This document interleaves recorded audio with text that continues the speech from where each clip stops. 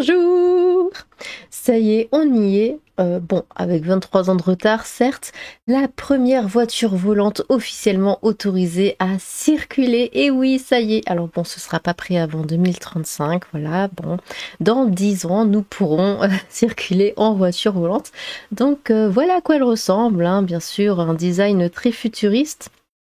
Évidemment, le fantasme de la voiture volante est né dans les années 1920.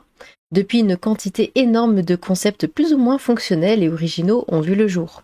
Jamais aucun n'avait cependant été autorisé à circuler officiellement. C'est désormais chose révolue. La Model A, développée par Aleph Aeronautics, vient d'obtenir la certification légale sur le territoire américain. Peut-on dire que le monde de la science-fiction devient réel quand une voiture volante peut se déplacer dans le ciel de manière tout à fait réaliste? Nous étions déjà en droit de le penser, ne serait-ce qu'avec les bons technologiques immenses de ces 30 dernières années. Alors, je coupe là, mais ça m'amène tellement de questions. Comment ça se passe? Qui pourra conduire? Est-ce qu'on aura besoin d'un permis pour conduire une voiture volante?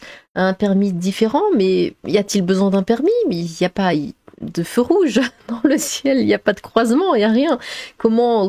Quel genre? Il faudra créer un nouveau code de la route, mais ça peut pas s'appeler route vu qu'il n'y a pas de route. Un nouveau code des airs? Un code aérien? Le même que celui des avions? Et si un accident? Enfin, est-ce qu'on va pas entendre tous les jours oui, une voiture est tombée dans mon jardin ou ce genre de choses? S'il y a plus d'essence, ça tombe. Faudrait jamais rouler sur la réserve. Bon, de toute façon, là, c'est une voiture électrique. Mais s'il n'y a plus d'électricité, s'il n'y a plus de batterie, ça tombe. Tellement de questions. Mais la voiture volante revêt un aspect plus symbolique. Pas vraiment une voiture, pas vraiment un avion non plus. Elle veut offrir le meilleur des deux mondes. Petit tour de propriétaire de la Model A afin de découvrir ses spécifications techniques. Une convergence d'une voiture et de l'avion. D'abord, le design extérieur, entre le fer à repasser... Oh là là, ça commence. Entre le fer à repasser futuriste finition carbone et la Renault Zoé revue sauce Star Wars. Enfin, elle ne plaira certainement pas à tout le monde. Bon, oui, bon, après, voilà. Elle roule hein, aussi, elle fait pas que voler, elle roule. Hein. C'est pour ça qu'il y a des roues. Mais c'est vrai que... Bon, après ça se comprend, ils veulent un design très futuriste pour montrer, bah regardez justement si le futur ça vole, quoi. Mais... Après, pourquoi pas, hein? C'est qu'une de place d'ailleurs. Hein. Ne nous arrêtons pas à l'apparence, il faut voir ce qu'elle compte proposer à ses futurs acquéreurs. Consciente qu'elle devait répondre à des besoins spécifiques, Aleph Aeronautics, depuis sa création en 2015, s'est concentrée sur 3 points. Que son véhicule puisse se conduire comme une voiture classique, qu'elle puisse décoller verticalement et que son prix demeure donc comme un hélicoptère quoi, finalement et que son prix demeure relativement accessible. Nous reviendrons ensuite sur le mot relativement. La Model A, oui, nous verrons les prix tout à l'heure et finalement c'est bien moins cher que ce à quoi je m'attendais. La Model A présente une autonomie de conduite de 322 km environ et une autonomie de vol de 177 km, le tout sur batterie. Sur ce point-là, difficile de la comparer à la concurrence au vu de sa double fonction vol et roulage.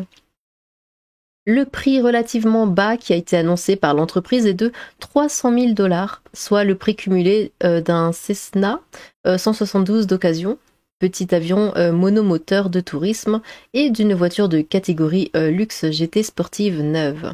La Model A ne s'adresse clairement pas à tout le monde. Ce prix élevé n'a pas empêché plus de 440 réservations du modèle à partir d'octobre 2022.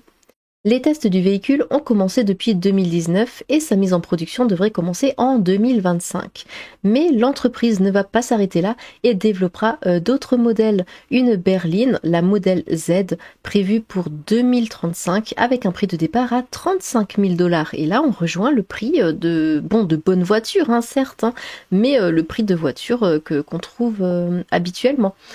Certainement dans l'espoir de massifier la production et de sortir un premier projet vraiment accessible au plus grand nombre et lucratif pour viabiliser l'entreprise. Mais moi je reviens sur cette histoire de code de la route, hein, comment ça va se passer dans les airs.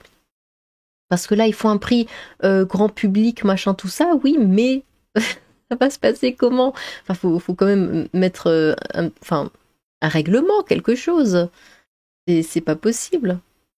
Une validation du potentiel du marché de ce type de véhicule.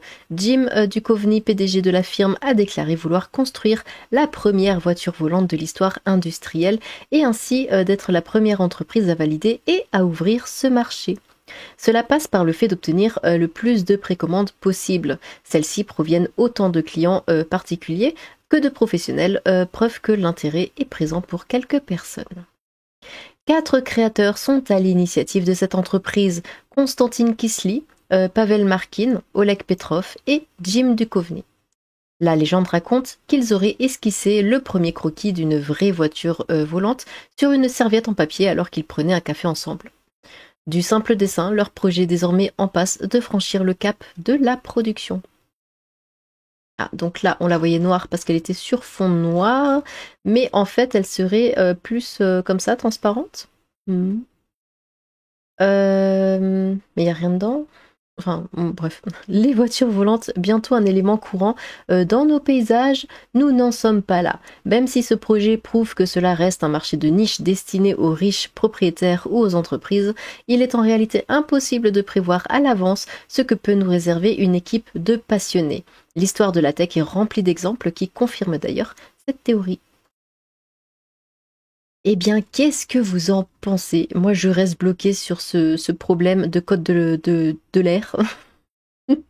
Parce que ça, c'est pas possible. Si déjà il y a un code de la route et les gens font n'importe quoi en voiture, qui respectent rien ni personne, mais alors dans les airs, mais ça va être terrible. Ça va être une hécatombe, c'est pas possible. Voyons voir un petit peu les commentaires, pas trop tôt. Oui, bah oui, c'est vrai que c'était prévu pour 2000. Hein. On disait qu'en l'an 2000, il y aurait des voitures volantes. Bon, ça fait long là. Hein. Quand elle aura plus d'essence en plein air, bah ouais, c'est ça. On y arrive, et 300 000 pour les riches, c'est très abordable.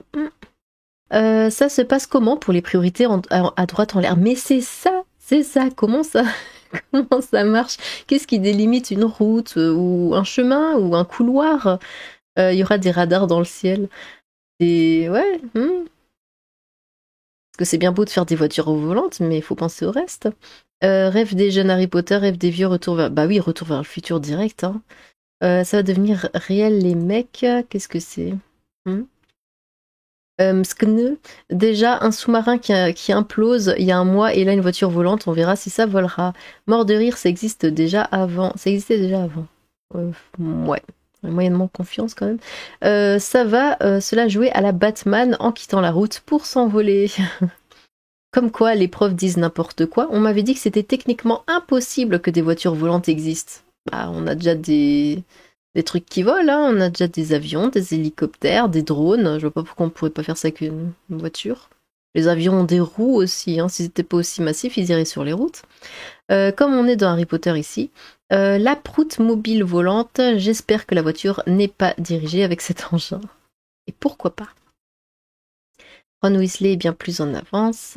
Nunia, enfin je suis pressée, ça va finir comme les sous-marins cette histoire. En vrai ça sert à rien les voitures volantes. Bah si, s'il y a des embouteillages, pouf, tu t'envoles. Et tu vas où tu veux. Et puis ça va plus vite. Plutôt que de faire des chemins comme ça qui ont plein de virages et tout, on perd plein de temps, bah là hop, à vol d'oiseau, ça va bien plus vite. Non mais sérieux, Fantomas, Fuckzot, les voitures devraient voler depuis 2000 ans maintenant. Depuis 2000 maintenant, c'est trop tard. Banda Zotman. Oh, qu'est-ce que c'est? 300 000 $, c'est pas excessif, c'est pour les riches, mais je m'attendais à ce que ce soit des millions pour cette technologie. Une souris d'ordinateur. Les chiffres d'autonomie, ils semblent bizarres, ça consomme à peine 2 fois plus dans le ciel que sur la Terre. Bah, c'est quand même pas mal. En considérant juste l'énergie, ça semble vraiment bizarre. En comparaison, un hélico, c'est à peu près 8 fois plus qu'une voiture moderne.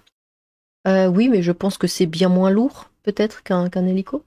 La deuxième image, j'ai cru que c'était une vieille souris de salle info du lycée avec 4 roues. Crary, la voiture va atterrir sur le périph'. J'ai trouvé aucune vidéo de cette voiture volante sur YouTube. Comment peuvent-ils homologuer un truc qui n'a jamais volé? Quand tu vois tout ce qu'il faut faire en France pour juste conduire un 125, j'imagine même pas les lois et les formations qu'ils vont nous pondre avec ça. Mais ils n'ont toujours pas compris. Après le sous-marin, ils veulent voler en voiture maintenant. Allez-y, après il ne faudra pas venir nous fatiguer. Oui, enfin c'est pas pour un accident. Il y a un accident d'avion, donc on arrête de prendre l'avion, on détruit tous les avions et puis plus personne n'a le droit d'en parler. C'est pas comme ça que ça marche. Quand ça va les cramer, ils vont voir flou, lol. Ah non, c'est vrai que ça me fait aussi beaucoup penser au 5e élément du coup. Des panneaux volants, ça va exister aussi. Une voiture pour arabe. Quoi? Ok. C'est une dinguerie, maintenant j'attends juste qu'on puisse lancer des toiles, voler et grimper. Putain, et aérobot dans la vraie vie, j'ai peur. Au bas, L1, R1, L1, droite, gauche, L1, gauche. D'accord, Mohamed quand il veut voler une de ses voitures. Mais enfin. Bon. Eh bien, dites-moi ce que vous en pensez. Ah, c'est vrai que là, maintenant, j'ai toutes les images du 5e élément en tête. Ça serait vachement cool.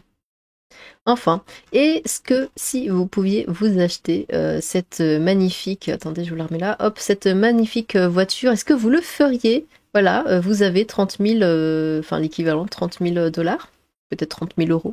On vous propose cette voiture, est-ce que vous oseriez sauter le pas et tester une voiture volante, que vous n'auriez pas trop peur de tomber, par exemple, ou autre? Et comment imaginez-vous du coup le code aérien? Voilà, essayez d'imaginer, d'inventer un code aérien pour les voitures. Eh bien, j'ai hâte de vous lire. Sur ce, tchou!